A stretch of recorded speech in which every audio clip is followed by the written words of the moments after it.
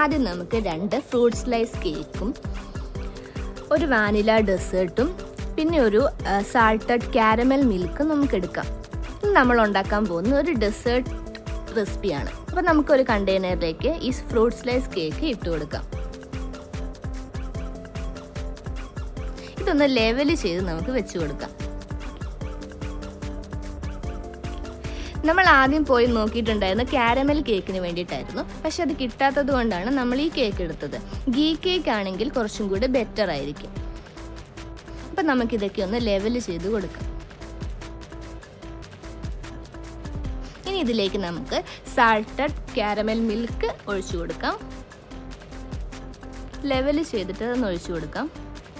ഇതൊന്ന് സോക്കായിട്ടിരിക്കാൻ വേണ്ടിയിട്ടാണ്. ഇനി അതിലേക്ക് നമുക്ക് വാനില ഡെസേർട്ട് ഇട്ട് കൊടുക്കാം. അൽമറയുടെയാണ് ഞങ്ങൾ എടുത്തിട്ടുള്ളത്, അത് തന്നെ യൂസ് ചെയ്യാൻ വേണ്ടിയിട്ട് ശ്രമിക്കുക. അതൊക്കെ ഒന്ന് നമുക്ക് ലെവൽ ചെയ്ത് കൊടുക്കാം.